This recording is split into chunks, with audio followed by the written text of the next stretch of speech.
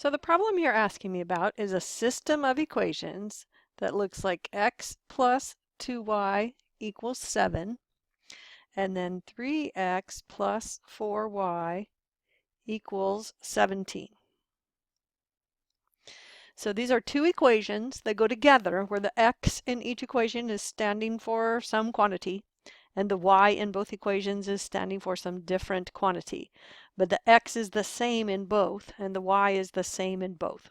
So what we're trying to find out is if there is a pair of an x comma y solution that works in both equations at the same time. They're linked. So the method that you're being asked to use is called the substitution method. When you use the substitution method, step one is solve one of the equations for one of the variables.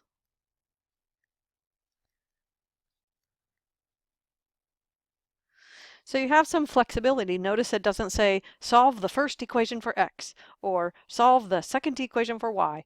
It's solve one of the equations for one of the variables. So I usually look and see what's going to be the easiest, and the way I tell is if I can find a variable that has a coefficient of 1, that's going to be really easy to solve for. So I'm going to solve the first equation for x, but I want to make sure you realize that it's up to you which equation you solve for which letter, and it will always work no matter which one you pick. So if I solve the first equation for x, I have x plus 2y equals 7, and I want the x isolated, so solve for means the same thing as isolate. So I'm going to subtract 2y from both sides. So now I have that x equals 7 minus 2y. So I'm saying these two quantities are the same. X is the same as 7 minus 2y. So now I'm going to take the 7 minus 2y and I'm going to put it in the other equation in place of the x because those two quantities are equivalent, we're saying. So I'm going to have 3 times 7 minus 2y, which is the x quantity, plus 4y equals 17. So another way of saying what we've done is we've written x in terms of y. We've written an expression for it with a y in it that's equivalent.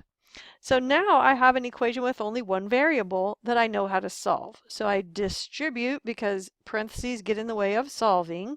So 21 minus 6y plus 4y equals 17. Then I'm going to combine like terms and have 21 minus 2y equals 17. And now I can solve for y. So I'm going to subtract 21 from both sides and have negative 2y equals negative 4. And divide both sides by negative 2 to get that y equals 2. So this is the y coordinate of the point of intersection of two lines. So that's why we have you solve the equations graphically first, so that you'll have this image in your mind of two lines that are intersecting at some point and you're trying to find the point. So now we know that the y coordinate of the point is 2. But look how right here we have an expression that says, if you know what y is, I can tell you what x is. So we plug in the y value that we found. We have x equals 7 minus 2 times y, which is 2. So we have 7 minus 4, or 3. So now we have that x equals 3 and y equals 2, but you can't leave your answer like this on these problems because, again, remember that we're talking about the point of intersection. It needs to be written as a point. So you need to write your final answer as 3, comma 2, the ordered pair, and this would be the intersection of the two lines if you drew them out. So let me know if I can do another one for you. I'll do as many as you like until you feel like you're grasping the concept.